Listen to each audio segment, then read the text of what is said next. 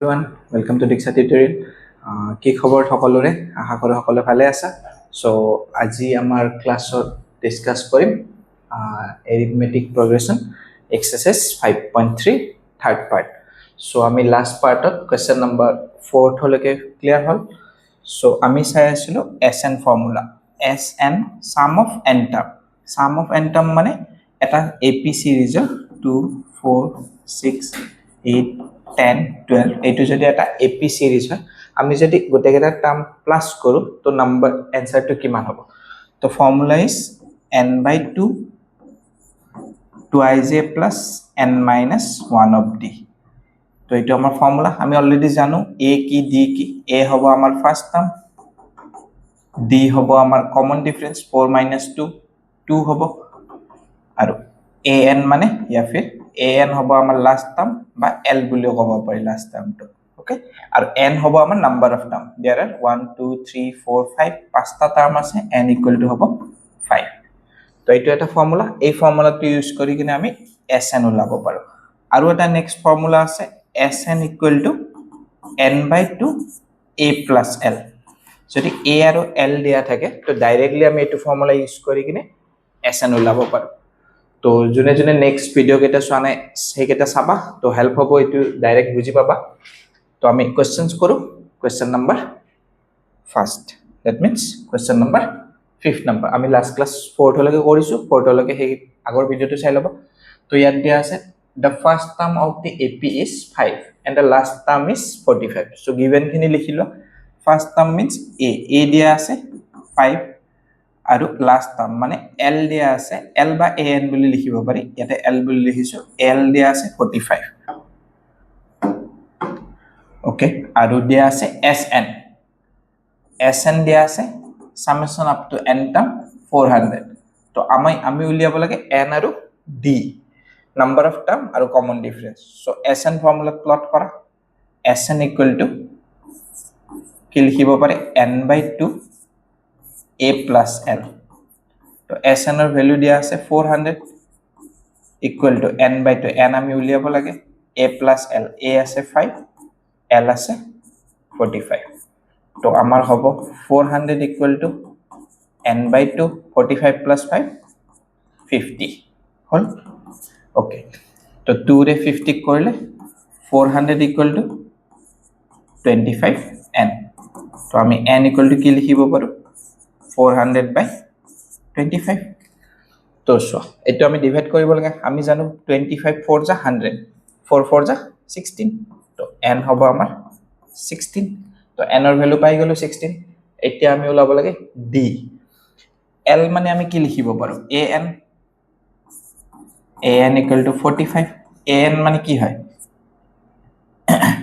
number of term whole 16 মানে 16 টা term আছে টোটাল তো a16 = 45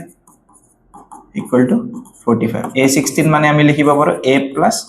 16 minus 1 of d equal to 45 a আছে আমাৰ 5 16 minus 1 হলে 15 d equal to 45 তো 15 d equal to হ'ব 45 minus 5 d 15 d হ'ব আমাৰ 45 minus 5 40 d মানে হ'ব 40/15 so 5 रे डिवाइड करे 5 8 जा 40 5 3 जा 15 8/3 আমি d পালো 8/3 আৰু n পালো 16 তো আমাৰ d হ'ব 8/3 আৰু n হ'ব 16 ওকে তো আমাৰ first question to finish that means 5th number question finish তো এতিয়া আমি চাম নেক্সট কোয়েশ্চন next question আছে the first term and last term of the AP is 17 and 350 first term মানে কি হ'ব a last term মানে কি হ'ব an তো দুটা টার্ম দিয়া আছে and দিয়া আছে if d is 9 তো d ও দিয়া আছে তো we have to find n and sn আগৰ সামটোৰ নিচিনা first term মানে a হ'ব 17 a হ'ব 17 আৰু লাস্ট টার্ম মানে l নাইবা an l হ'ব 350 বা an বুলি লিখিব পাৰি আৰু d দিয়া আছে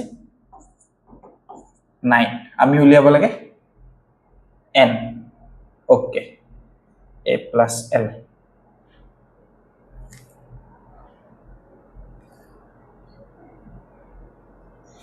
n উলিয়াবৰ কাৰণে আমি an ফৰ্মুলা প্লট কৰোঁ an মানে লিখিব পাৰি a plus n minus 1 of d an আমাৰ কিমান দিয়া আছে 350 a হ'ব 17 n minus 1 9 d দিয়া আছে 9 এতিয়া চোৱা 350 minus 17 এফালে হ'ব n minus 1 of 9 350 minus 17 কিমান হ'ব 333 n minus 1 of 9 তো আমি লিখিব পাৰো n minus 1 মানে 333 divided by 9 তো 333 যদি আমি 9 এৰে ডিভাইড কৰো 9 3 যা 27 তাহলে 63 9 6 যা 9 7 যা 63 তো আমার answer hall n minus 1 equal to 37 তো n equal to হবো 37 minus 1 তো এফালে গলে plus 1 তো 38 তো n পালো আমি 38 আৰু কি উলিয়াব লাগে sn that means আমি s38 উলিয়াব লাগে s38 এর কারণে আমি কি করি s38 n by 2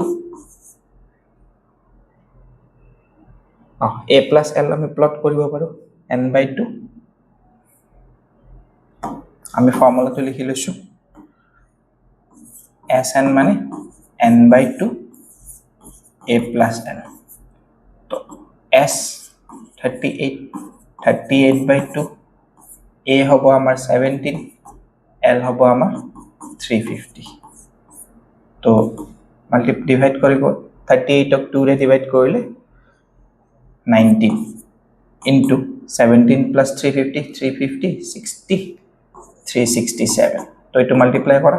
367 into 19 তো আমি ক্যালকুলেটৰ ইউজ কৰিছো 367 into 19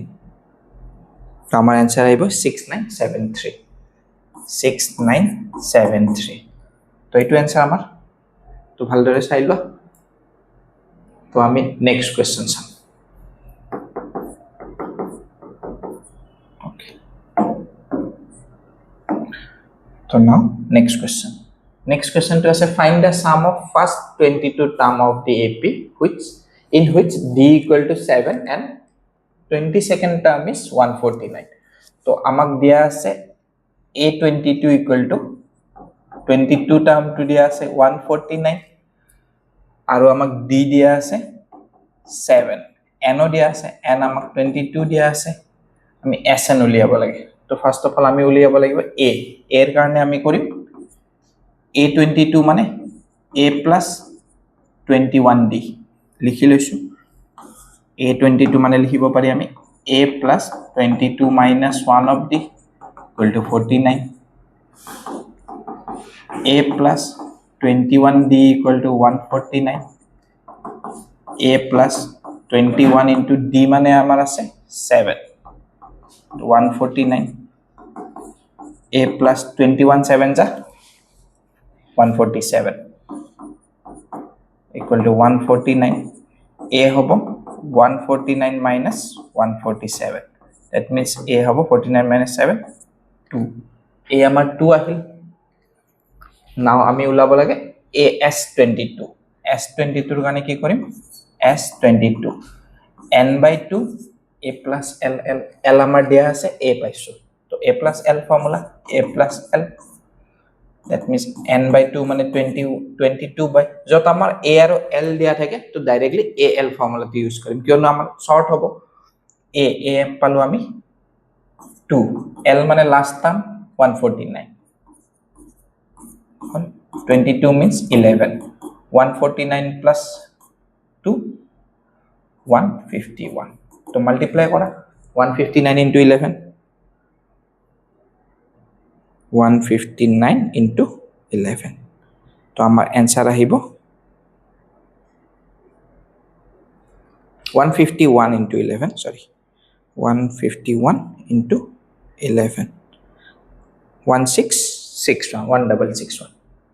1661 তো এটা আমার answer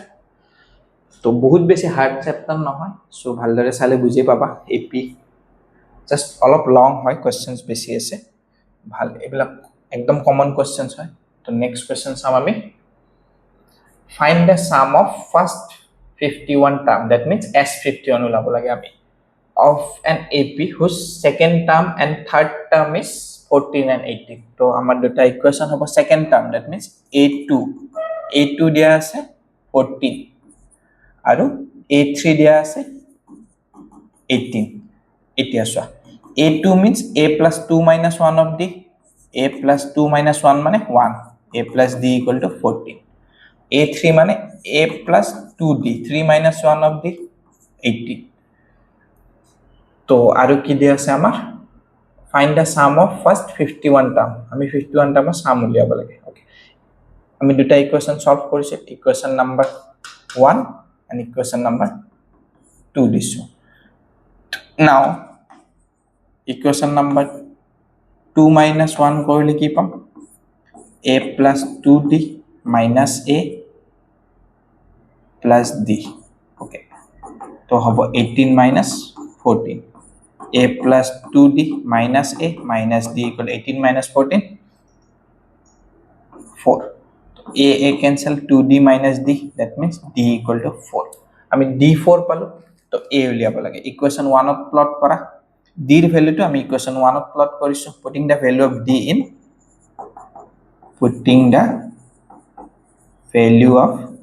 in, equation 1. A plus D equal to কিমান আছে, A plus D equal to 14. A আমি উলাব লাগে, D কিমান পাইছো 4 equal to 14. তো A কিমান হ'ব 10 minus 4, 14 minus 4 হ'ব, A plus D equal to, D মানে পাইছো আমি 4, A plus 4 equal to 14, A equal to হ'ব 14 minus 4. তো A হ'ব আমাৰ 10, আমি A10 পালো, D4 পালো, তো আমি S51 উলাব লাগে। তো S51 উলিয়াই দিয়া, S51 তো হ'ব n/2, that means 51/2 twice A, 2 into A মানে 10, twice A plus n minus 1, 51 minus 1 of D মানে D পাইছো আমি 4। ওকে, এটু সলভ করা, 51/2 as it is, 51/2,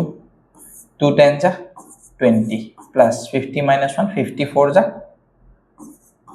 200, তো হবো 51/2 into 220, 2 রে কাট করলে 51 into 110, তো মাল্টিপ্লাই করা 51, 0, 1 1 जा 1, 1 1 जा 1, 5 0 जा 0, 5 1 जा 5, 5 1 जा 5,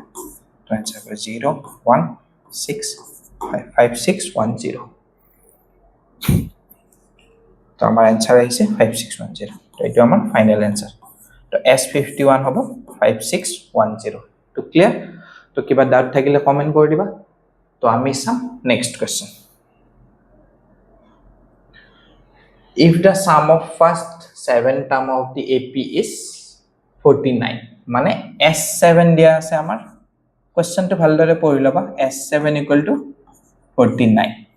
and givens খিনি লিখি লবা, and that of 17 term is 289, again S17 দিয়া আছে 289 হল। তো আমি উলিয়াব লাগে sum of n term, S7 মানে কি লিখিব পাৰি, 7/2 twice A plus 7 minus 1 of D equal to 49. তো again এইফালে S17 মানে লিখিব পাৰি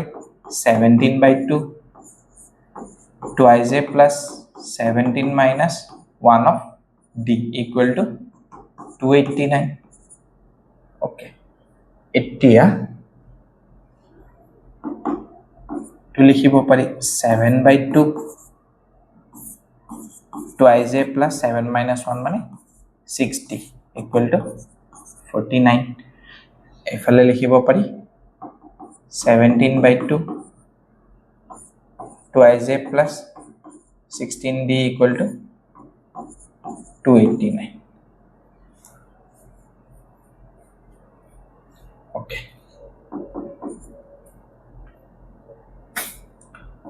2ij plus 6d 49 multiplied by 7 by 2 আছে 2 by 7 হ'ব হলে 7 7 যা 7 2 যা 2ij plus 6d equal to 7 2 যা 14 হল গোটে কেইটাক আমি 7 ৰে ডিভাইড কৰি দিছো সৰি 2 ৰে ডিভাইড কৰিছো a plus 2 ৰে কৰিলে 3d equal to 7 equation number 1 হল নেক্সট টু এইটো হ'ব সেম প্ৰসেছত 2ij plus 16d equal to 289 into 2 by 17 17 17 যা 289 17 square হয় 17 2 যা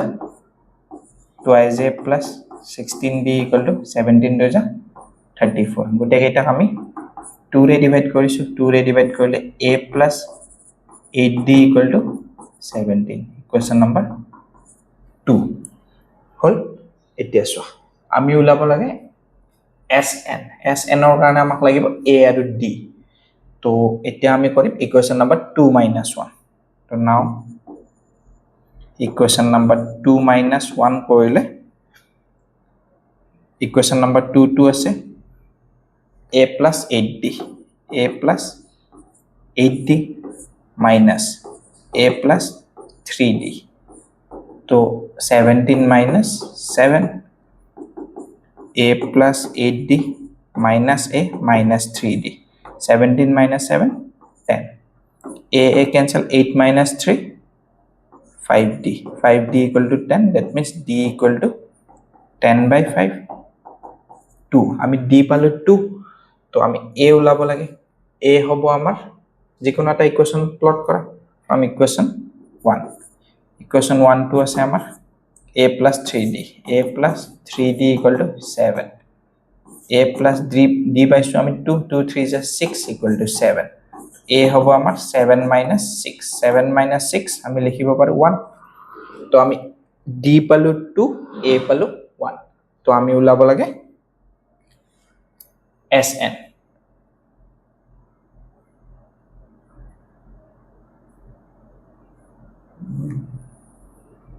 এখানে লাগে হইছে তো আমি নেক্সট পার্টটো চাম d পাইছো আমি d equal to 2 আৰু a equal to পাইছো 1 d equal to 2 আৰু a equal to 1 হলে sn sn ৰ ফৰ্মুলা আছিল n by 2 2ij plus n minus 1 of d তো আমি ইয়াতে ভ্যালু কেটা পুট কৰিম n by 2 as it is থাকিব twice a মানে হ'ব 2 into 1 plus n minus 1 d মানে আছে 2 okay n by 2 twice a মানে 2 হ'ব plus multiply কৰা 2 n minus 2 হল তো n by 2 2 minus 2 cancel হৈ যাব তো মাজত থাকিব 2n into 2n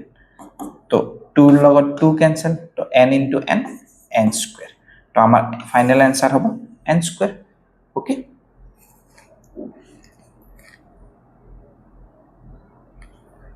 तो এটা আমাৰ কোশ্চেন তো clear next question next question तो আছে আমাৰ so that a1 a2 up to a to an form an ap মানে a2 আমাৰ ap এটা ফৰ্ম কৰিছে where an is defined as an দিয়া আছে আমাৰ এটো তো আমি we have to find s15 find okay find s15 sum up to 15 term তো আমি টার্ম কেটা উলাব লাগিব টার্ম কেটাৰ কাৰণে আমি কি কৰিম a1 প্লট কৰিম 1 প্লট কৰিলে 3 plus 4 3 plus 4 7 a2 কৰিলে 3 plus 4 2 যা 8 11 a3 কৰিলে 3 plus 3 4 যা 12 15 তো আমি ap series to কি পালো 7 11 15 হল ইয়াৰ পৰা চোৱা a হ'ব আমাৰ ফার্স্ট টার্ম 7 d হ'ব 11 minus 7 4 দেন আমি ওলাব লাগে n ইকুয়াল টু দিয়া আছে 15 তো s15 উলিয়াব লাগে s15 ৰ কাৰণে কৰিম n/2 2ij plus n minus 1 of d okay